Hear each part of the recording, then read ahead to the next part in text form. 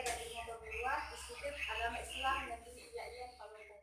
Nah, pada hari ini kakak akan membawakan materi yaitu dengan judul himpunan.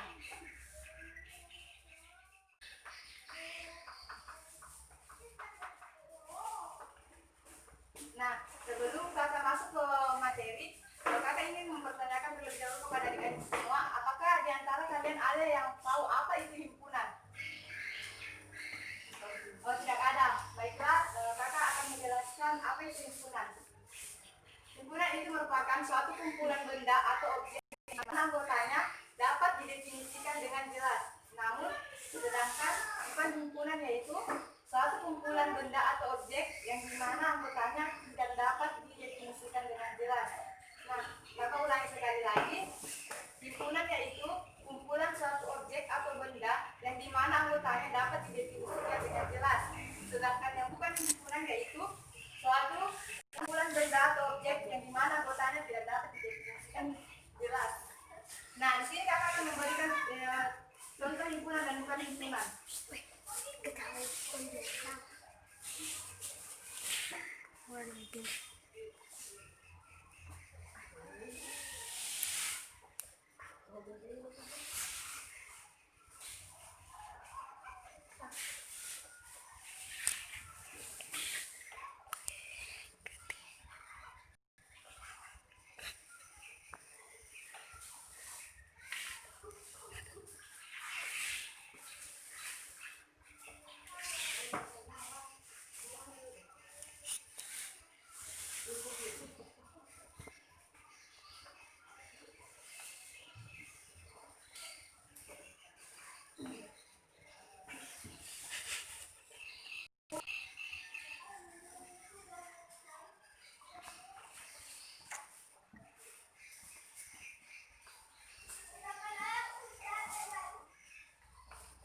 Nah, adik-adik bisa lihat contoh himpunan itu misalkan kumpulan hewan berkaki dua. Nah, anggota kumpulan hewan berkaki dua itu dapat didefinisikan dengan jelas karena di mana kita ketahui bahwa kumpulan hewan yang berkaki dua itu terdiri atas ayam, bebek, burung, dan penguin. Nah, adik-adik di situ kan jelas bahwa hewan yang berkaki dua itu terdiri dari yang kakak sebutkan tadi. Makanya dia dikategorikan ke dalam himpunan. Mengapa? Karena semua anggotanya itu dapat didefinisikan dengan jelas. Nah, selanjutnya yang bukan himpunan. Kakak kasih contoh misalkan himpunan A itu memiliki himpunannya yaitu kumpulan makanan lezat. Nah, kenapa kumpulan makanan lezat ini masuk ke dalam kategori bukan himpunan? Karena kumpulan makanan lezat kita ketahui bahwa setiap pendapat orang itu berbeda. Misalkan ada yang mengatakan bahwa makanan yang lezat menurutnya itu bakso. Namun Jelita mengatakan bahwa bakso itu bukan makanan yang paling lezat. Dia mengatakan bahwa kumpulan makanan yang lezat itu adalah misalkan pizza. Nah, maka dari situ himpunan A ini yaitu kumpulan makanan lezat dikategorikan bukan himpunan karena anggotanya itu tidak dapat didefinisikan dengan jelas. Berbeda tadi dengan kumpulan hewan berkaki dua. Dia memiliki anggotanya itu dapat didefinisikan dengan jelas. Nah, selanjutnya kakak tanya dulu, apakah sampai sini kalian mengerti? Mengerti. Baiklah, kakak akan melanjutkan ke materi selanjutnya. Nah, materi selanjutnya yaitu cara penulisan himpunan. Perlu kita ketahui dalam penulisan himpunan adik-adik semua ada menggunakan 4 cara, yaitu cara pertama dengan menggunakan himpunannya itu harus menggunakan huruf kapital atau huruf besar. Yang kedua yaitu di mana himpunan itu dihubungkan dengan tanda sama dengan. Dan yang ketiga yaitu menggunakan tanda huruf hurawal. Dan yang keempat yaitu antar anggota himpunan harus diantarai oleh tanda koma atau dipisahkan dengan tanda koma. Nah, misalkan contohnya seperti ini.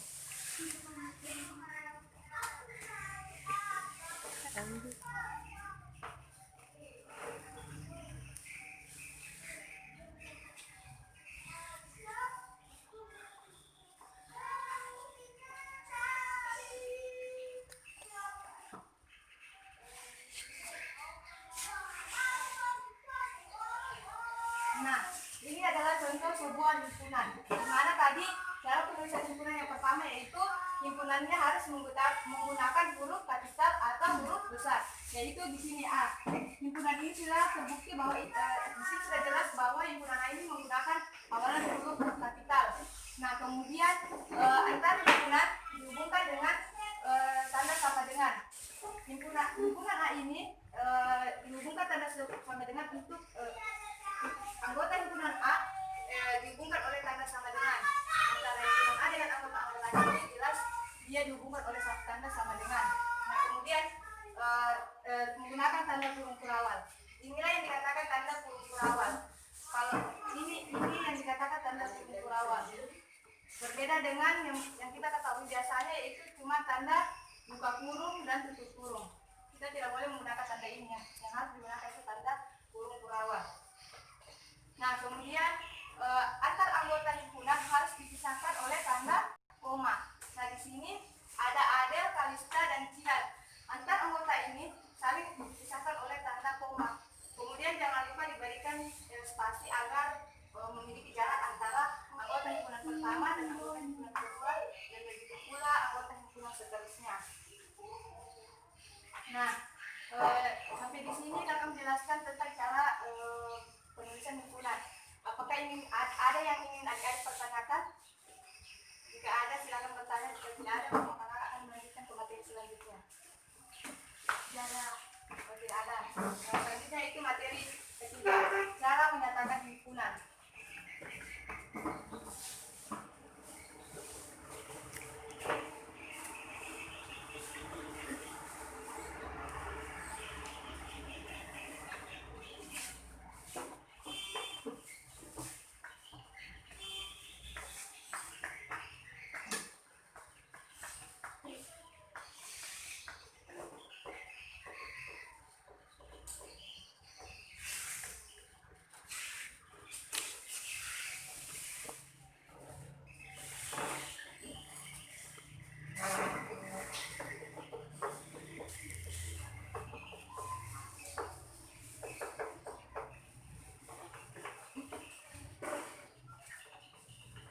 Nah, cara yang pertama itu menyebutkan anggotanya. Mana misalkan contohnya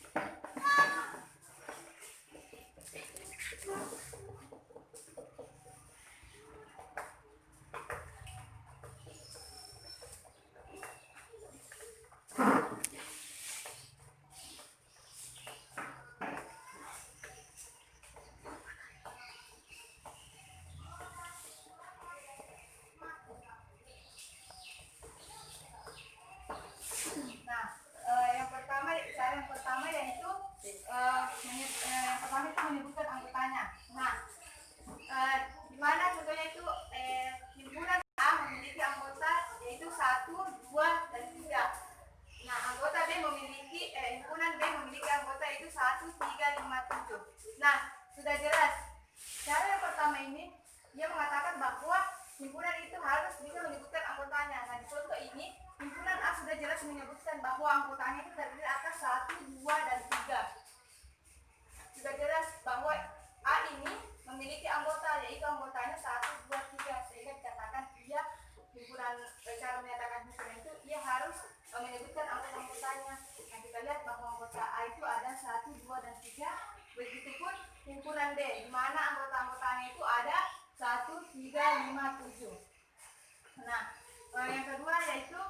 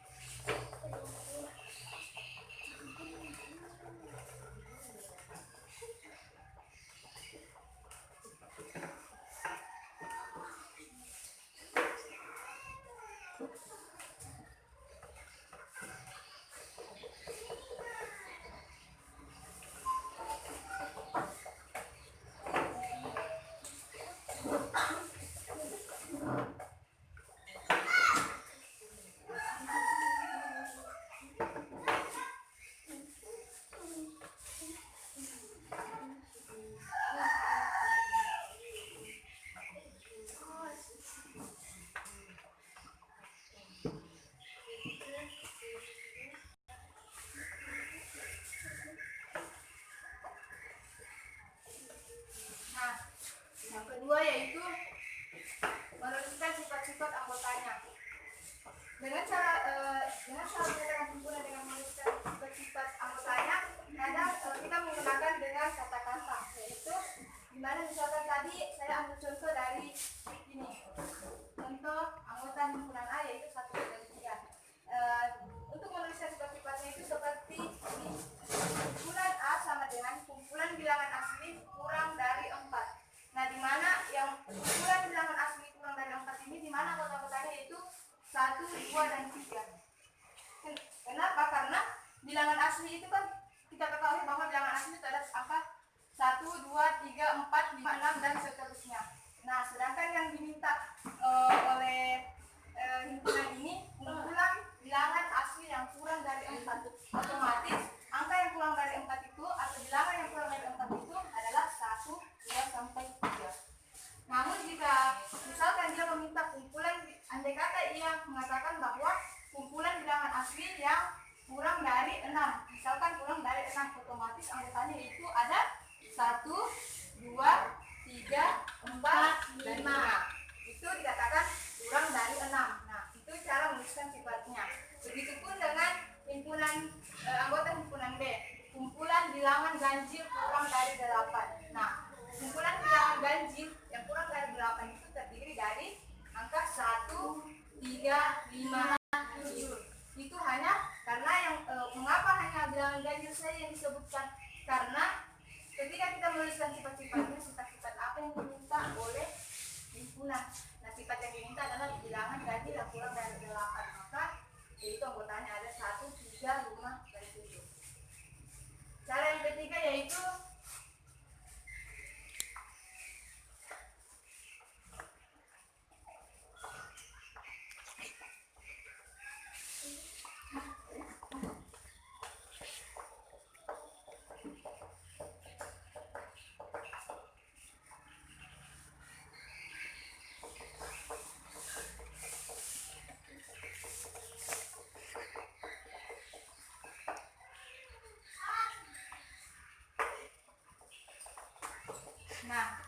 mungkin adik-adik ada kesulitan dengan cara ketiga ini, yaitu cara menyatakan himpunan dengan notasi.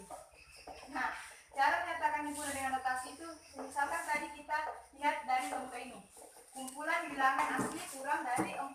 Nah, notasinya itu seperti ini. X di mana X kurang dari 4 adalah bilangan asli. Nah, kita ketahui tadi itu ada 1, 2, 3. X di mana X kurang dari 4 adalah bilangan asli. Ini kumpulan bilangan asli kurang dari 4 itu secara notasi seperti ini. Begitupun dengan di himpunan bagian B. Himpunan B itu cara notasinya X di mana X kurang dari 8 adalah bilangan ganjil. Nah, itulah cara menyatakan himpunan.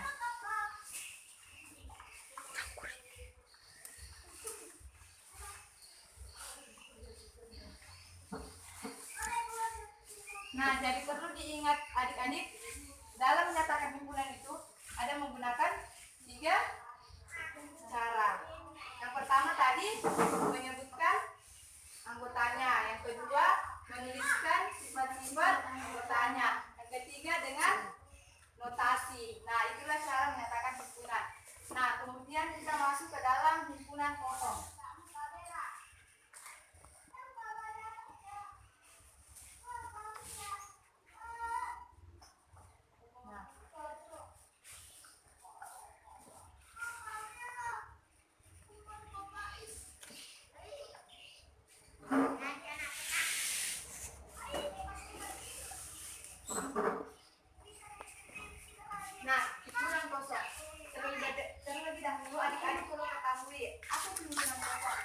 Himpunan kosong itu adalah himpunan yang tidak memiliki sama sekali anggota.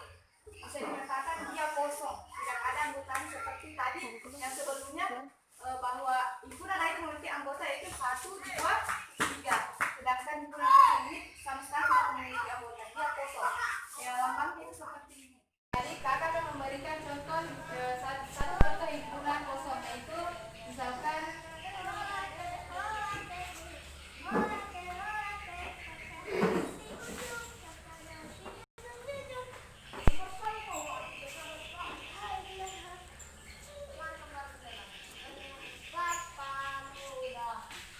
Sini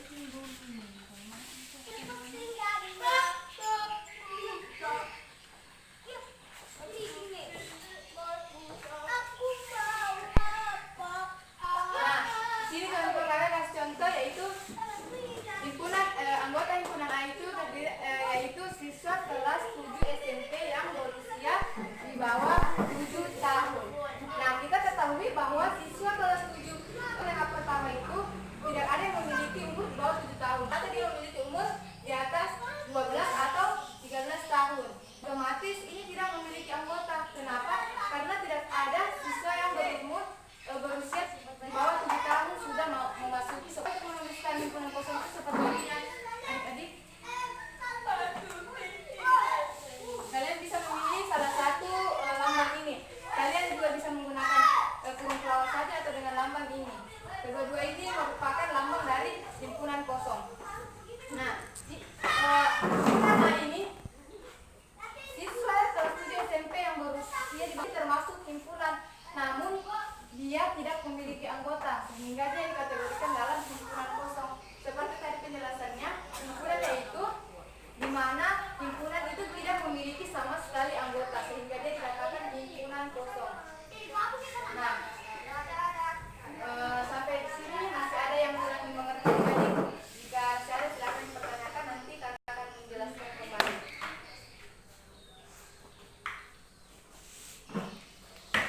Baiklah, jika tidak ada, kakak akan melanjutkan ke materi selanjutnya yaitu himpunan bagian. Selanjutnya yaitu himpunan bagian. Nah, himpunan bagian itu adik-adik bisa kalian lihat bahwa himpunan bagian itu memiliki lambang seperti ini. Kan dalam dunia matematika dia dikatakan subset yaitu bagian. Tentu saja kakak kasih contoh. Misalkan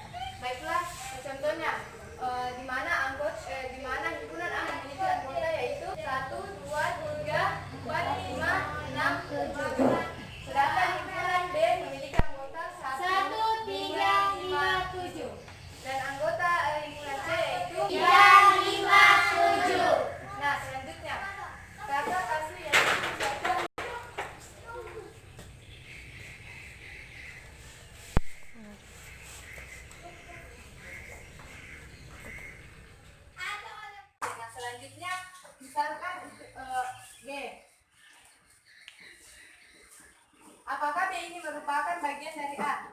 Iya. B ini, anggota himpunan B ini merupakan bagian dari A. Kenapa kakak menulis bahwa B itu merupakan anggota himpunan B ini merupakan anggota dari himpunan A? Karena kita lihat anggota B itu, anggota himpunan B itu ada 1, 3, 5, 7. Nah, semua anggota himpunan B ini terdapat di A, yaitu di mana di B ada 1 dan di A juga ada 1. Di B ada 3 dan di A ada juga 3. 5, di A juga ada 5. 7, kenapa juga 7? Nah, maka dari itu sehingga anggota himpunan B ini dikatakan bagian dari anggota himpunan A karena seluruh anggota B terdapat di anggota himpunan A. Sehingga itulah dia dikatakan B merupakan bagian dari A. Nah, selanjutnya C. Kita lihat apakah C ini merupakan anggota himpunan C ini merupakan juga himpunan B. Kita perhatikan di C terdapat 3. Nah,